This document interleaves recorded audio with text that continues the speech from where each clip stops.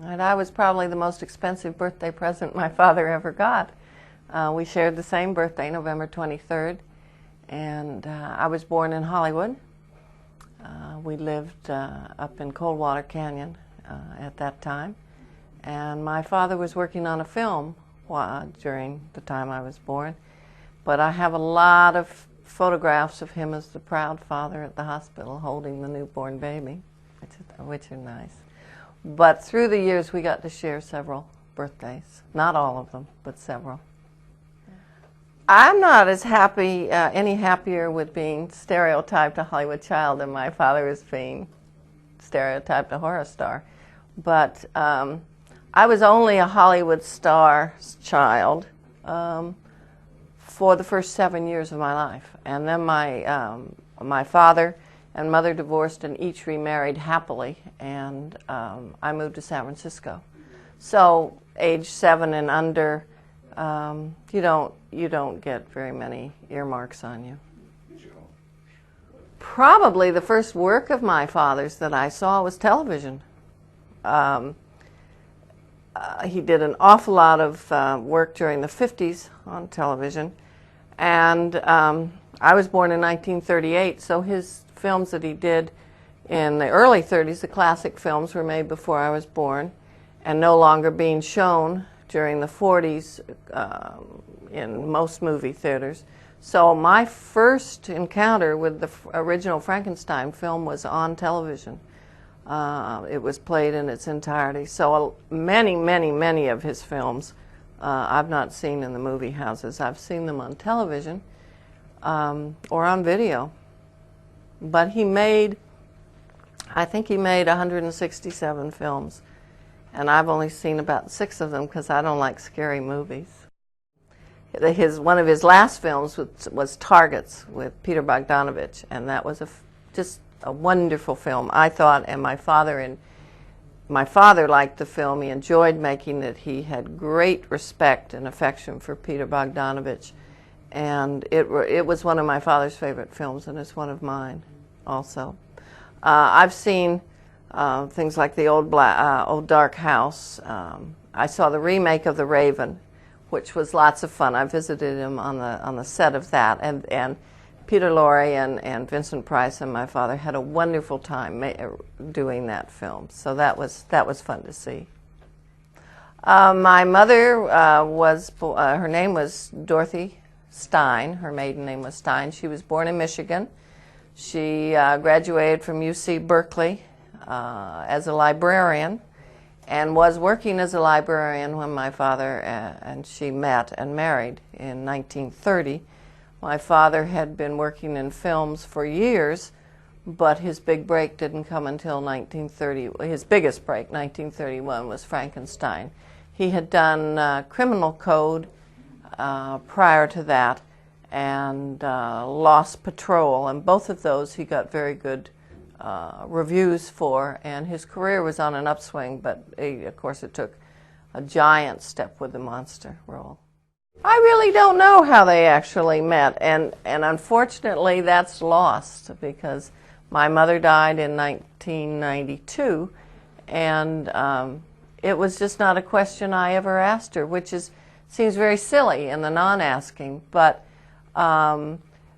they did not communicate much other than parents need to about children after their divorce, because as I say, each remarried very happily. For me to say to you, is it true that Dorothy didn't know she was wife number 4 until much later? I think that is true. My mother knew that she was wife number 3. But she said that, and she didn't know that, I don't believe, when they first got married. I think she learned that along the way. And then we all learned that, in fact, she was wife number 4 when Cynthia's book, Dear Boris, came out. And my mother and father were married 15 years, and then my father and Evie were married 24 years. And my mother remarried an attorney in San Francisco, and my father and Evie married soon after my mother and father's divorce, and it was the best thing that ever happened to both of them. They both remarried very happily and very successfully. Yes, he was just very reserved. He never talked about his career. He never regarded himself as a movie star. He worked hard, loved it, was very grateful for his ability to continue working right up until the end of his life. He told me one time he had a new contract with American International Films for, I believe, 7 films over a 7 or 10 year period. And this was in his mid-70s. And he said to me, if they have that much faith in my longevity, I guess I better stick around and finish out the contract.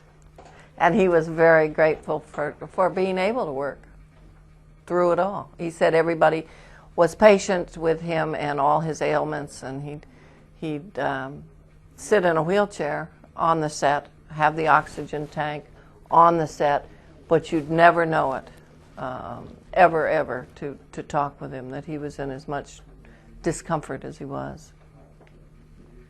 Professional and private, and it goes back to the original question of did he discuss with me or my mother or anybody else anything in depth that was personal. He really didn't.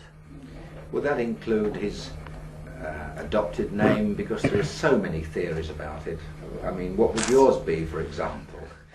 Compared to his, would it be the same? Mine would be the one I probably have read the most in print, and that is that Boris was a name, and I had heard him say this, Boris was a name that he picked out of thin air, and that Karloff was a name on his mother's side. Cynthia did a genealogy and did not unearth a Karloff of any sort. It's more a Russian name than anything else, I think. And in doing the genealogy, we learned that my father's mother, so my father's paternal grandmother, was Anglo-Indian. And that takes us totally away from the side of a Russian ancestry. So I really don't know where the Karloff came from. I don't really know where the Boris came from. And I don't really know when he took those names. I know he said one time that William Henry Pratt would not be very scary on a marquee, on a theater marquee. But when he actually took Boris Karloff, I don't know. I know when he came over to Canada, originally he was certainly still using the name Pratt, which was his given name. Yes. I know that my father's brothers and he got together for a photograph at a party when he came back over, I believe, in 1933. But I never heard my mother speak of anybody she ever ran into that shed any light on the family history. I think Cynthia's research was very in depth. She had people working in India, and she had people working in Canada, and she had people working in London and in New York. And I think that I'm comfortable that as far back as she was able to take it, it was accurate. I actually, just this last Saturday, met with I think she's a first cousin, once removed. Her grandmother was my father's sister, and it's the first time I've ever met an honest-to-goodness relative. It was really quite thrilling. But she talked about some of his brothers and her grandparents and her memories, and she also spoke about the Anna Leon Owens connection. And it turns out that Anna was her grandmother's, I think that's right, her grandmother's sister, because Anna would be my great-great-aunt. So it's that to me was one of the most exciting things Cynthia unearthed in the family genealogy. Fascinating. Yes, it really was. It really was. Did your mother have any other memories of that trip back to London when Boris had been here for the first time in 25 years? Did she ever mention it at all in any other way? Well, she remarked on the fact that it was so important to him to go back and how much it meant to him. And also, he was a bit, although he had been very homesick, he was a bit concerned about coming home after all those years. He had left, not in disgrace, but he had certainly left the family fold. And I'm coming now across stories, tales, people are telling me that the family never heard from Billy, as they called him, the whole time he was in America, until all of a sudden he showed up on the screen, and then all of a sudden he showed back up on British soil. So I think he came back with great warmth, but also with some trepidation. I went to schools in Beverly Hills, and I was not unique amongst the pupils there. I mean, there were the children of a lot of Hollywood people at that time. And so it didn't stand out until one was raised in very conservative San Francisco environment, and then the name would jump off the plate at people. But again, I went to a private girls' school, which would be a public school here. And there were only 250 in the whole school, and it was kindergarten through senior and high school. So after the first initial shakedown, I was just, it didn't matter at all to the people with whom I went to school. Later, when I was in college, it was the same process again of showing people that I didn't have pegs in my neck. But one thing about it is that people have a preconceived opinion of what you're like, and if people are honest, preconceived opinions are seldom kind. So you do have to sort of set the record straight, by being a good guy, being a regular guy. Oh, I was supposed to go see my father in Peter Pan on Broadway, and unfortunately, I was about 13, I think. Unfortunately, I got in a scrap with a boy who lived across the street, and so I chased him across the street back to his house, and in the process, I sprained my ankle badly and couldn't go see my father on Broadway. But when he got to Chicago, my ankle was well enough healed that I was able to go and see him in Peter Pan, and my father had arranged for me to see it from out front, from the wings, from every conceivable angle and attitude, and to see if I had any theater in me. And when my stay was over, he was known to say, well, she obviously has no fire in the belly because she paid more attention to Nana the dog than she did to me. So even if I didn't know I had no interest in the theater, my father knew I had no interest in the theater. But it was a wonderful experience to see him in that. It was, he loved doing it. He had great fun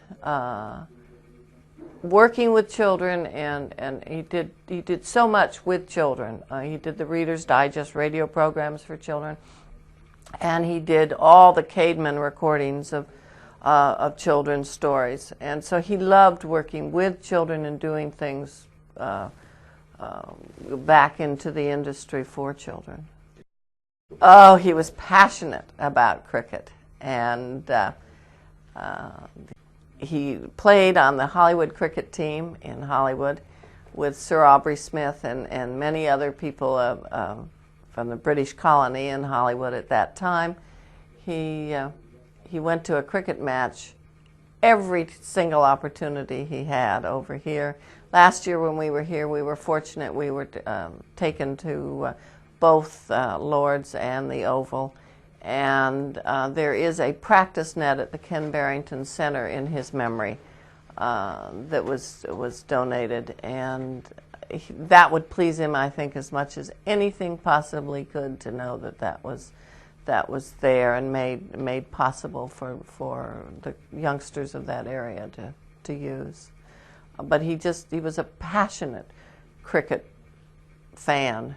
And his other passion was gardening. He was an avid gardener. When I was growing up in Los Angeles, we had about 3 acres, I think, in Beverly Hills, actually. And he did massive amounts of gardening himself. And we had a large flagstone patio that he nearly broke his back laying himself. He loved the outdoors. He loved tennis.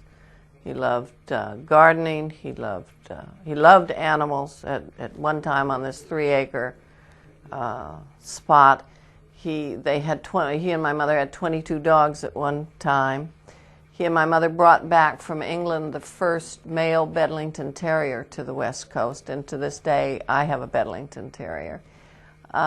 He had a pig named Violet. He had turkeys. Every animal imaginable that I'm sure now the Beverly Hills city fathers would just be horrified if one kept pigs and chickens and geese and ducks and dogs and cats and everything imaginable. But he adored animals. Don, this is your life. Oh, Jim Laker. And I think Jim Laker and Jeffrey. Your schoolmate of 50 years ago at Uppingham, here is Jeffrey Taylor. Jeff Taylor! I think those two people being on that show thrilled him more than anything in the world. This Is Your Life had a tough job doing This Is Your Life on my father, because Ralph Edwards and he were good friends, and one could only go back so far or in so many areas without violating my father's privacy. And so they had to stretch quite a bit to get the guest list for This Is Your Life. He also was thrilled with the man from Alaska, the Alaskan Playhouse that came. My father had gone up there and done Arsenic and Old Lace, and had liked the man up there who ran the Playhouse, and donated all his proceeds from the run to the Playhouse. And it was the kind of story that can be told over and over again about my father, but that my father never wanted to be told. Those things, again, ran into the area of modesty and privacy. And my father was just thrilled that he was on it. Yeah. But I'm sure there was a moment of horror that went through my father, not just surprise, when he found that he was the one being honored that night. Tonight, This Is Your Life, Boris Karloff.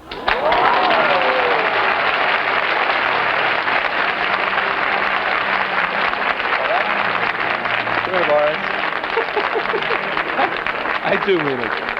All right, pal? Come here. Boris, I think we really put the... Oh, my. This, believe me, is the greatest shocker, I think, of all time. He has been giving shocks all his life tonight. Boris, it wasn't as easy as it might seem for us. It won't be, I hope.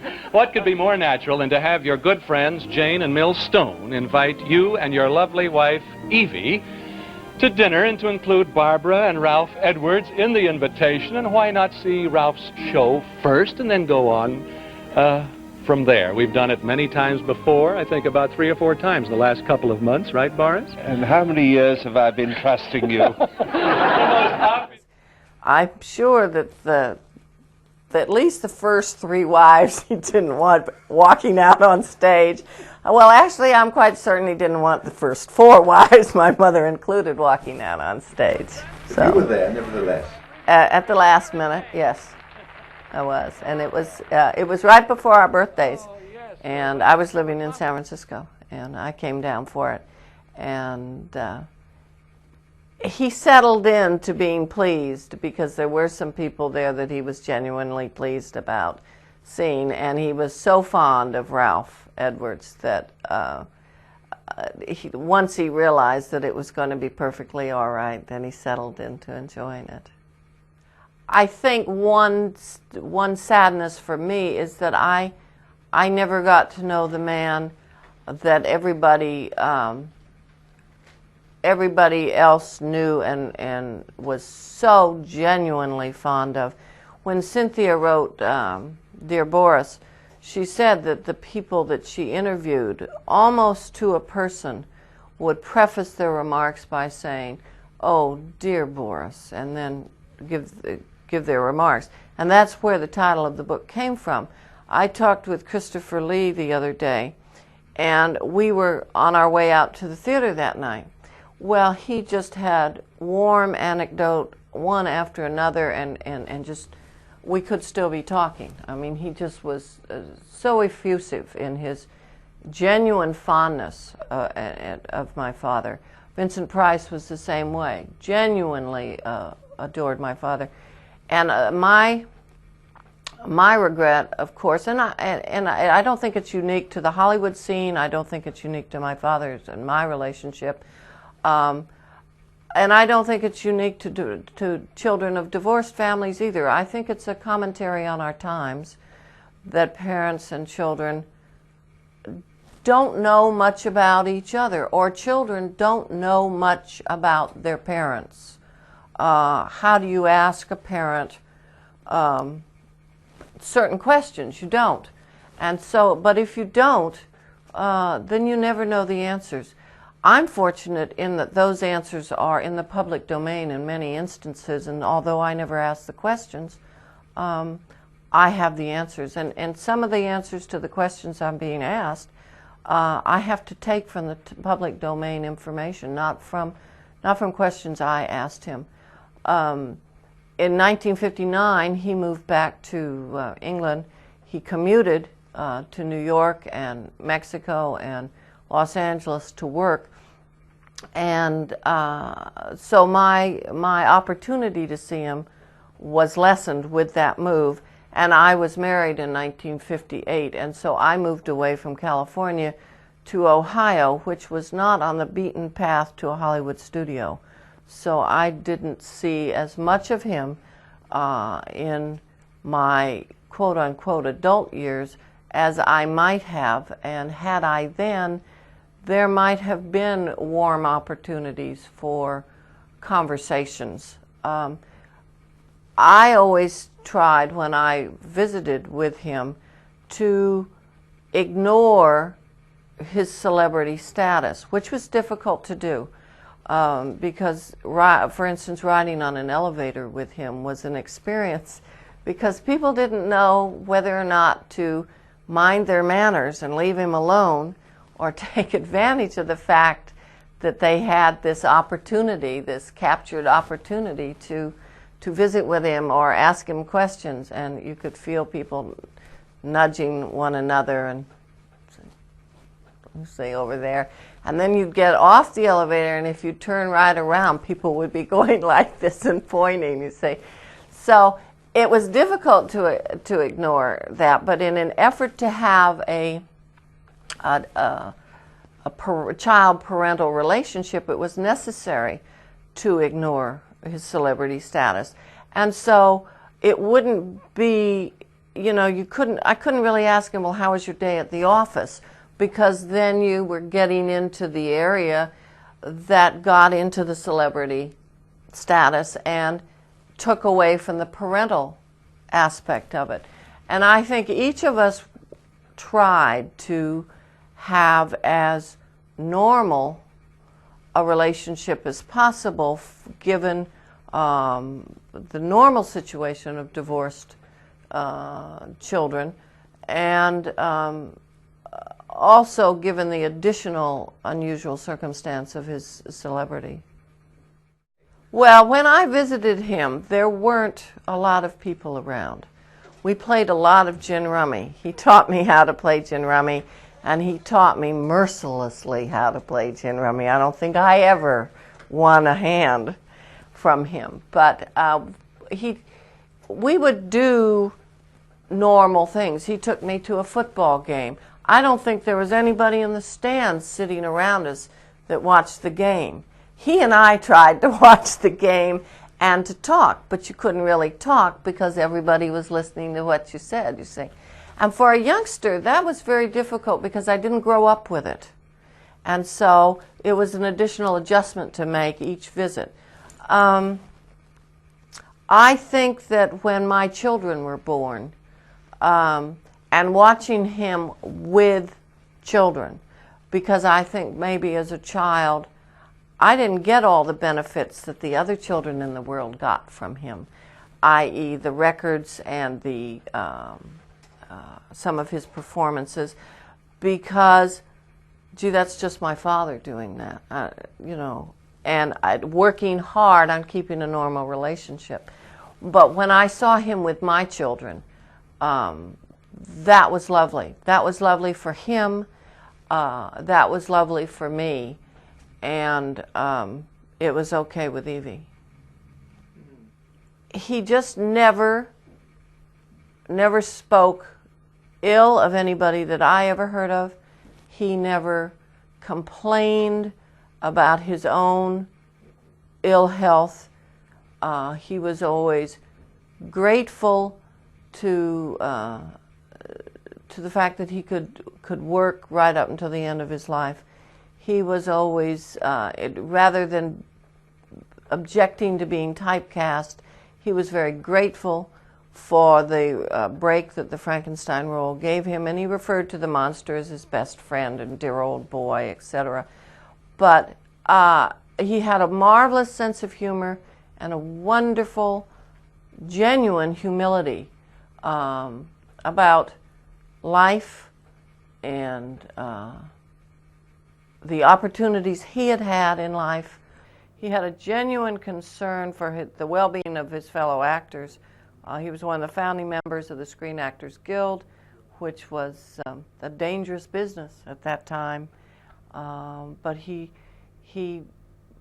came to use, I guess if he ever used his celebrity status, he did so in later years of the Screen Actors Guild in negotiating contracts and benefits through the Guild for up-and-coming actors. He was genuinely interested in his fellow man and concerned for the well-being of his fellow actors. He never complained about the arduous task that the making of Frankenstein was. It took something like 5 hours to put the makeup on and 3 hours to get it off, and the numbers of hours that they would work, or that he would have to sit around in that makeup for on the set and wait for a night shot to be taken, having had the makeup put on at 5 a.m. that morning. He never ever groused or grumbled about working conditions or about his health, or I never heard him say an unkind word about another human being, let alone a criticism of another actor. People try to make a copy of a rivalry between Bela Lugosi and himself. And I've had the pleasure of meeting and getting to know this last year Bela's son, Bela Lugosi Jr. And neither he nor I can recall an unkind word being said by either parent about the other. And we sort of just chuckle at the press that has developed over the years about a rivalry or about snide remarks one about the other. I know that's not true. I think my father's only time I ever heard him say anything about Bela was that he felt it was a shame he hadn't mastered the English language better. And I'm sure that Bela, on his part, regretted career-wise his decision to not do the Frankenstein film because, of course, he was offered that role first, and it was a non-speaking part. And I'm told that's why he turned it down.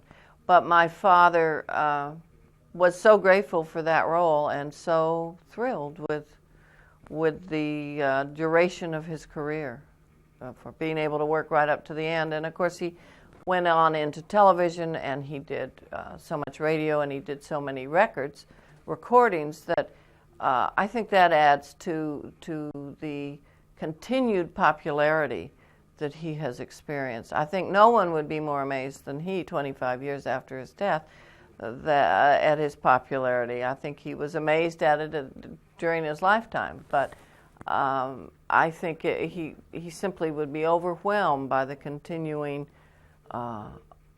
ardent fans that are there all over the world and of every age and from every walk of life. There are fans, and I am fortunate to have the opportunity to meet them sometimes, and the amount of affection, not only toward him but toward some of his roles, is just amazing.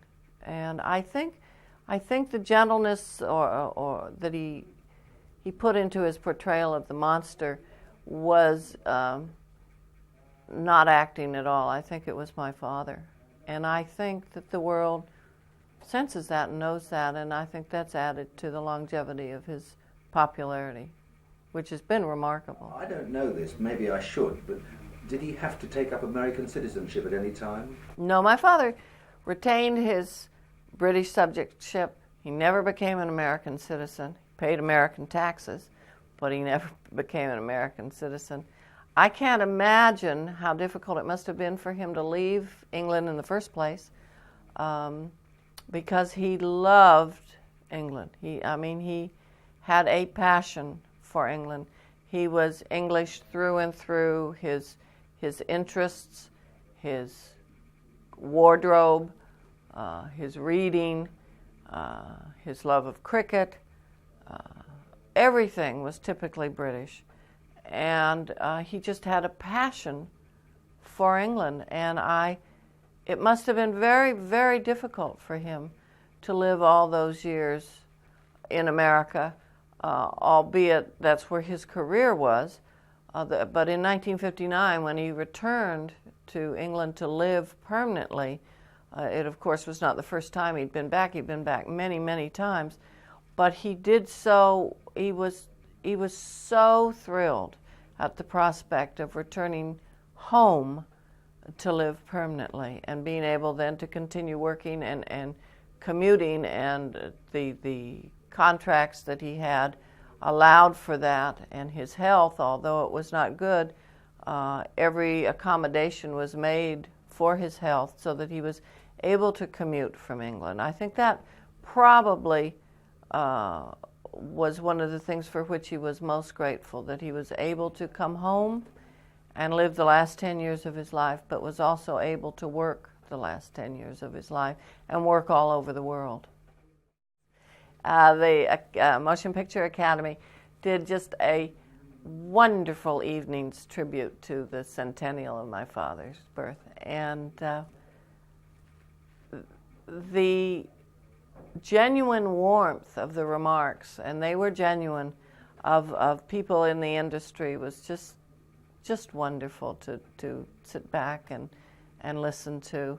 They showed clips from a lot of his films, and they would show 2 or 3 clips, and then someone would get up and relate anecdotes about working with him on some of the films that they'd just shown. And it was a lovely evening. I think they can seat 1,100 people, and there wasn't a seat in the house. Oh, I think the thing that I would like to convey, and I've tried to throughout this interview, is how amazed he would be at the ongoing affection, and how grateful he would be, not just surprised, but grateful, and how grateful I am at it, at the degree of admiration and adoration that the fans around the world feel for him. The more I learn about him from others, the more I wished I'd known more myself. Because being in a completely unique position with him as his only child, I'm sorry that I don't have more unique memories of that relationship or that position. And that's no one's fault. That's just a function of life. still putting the jigsaw together? I am. I'm coming across pieces of the puzzle, and I'm trying to put them in the right place.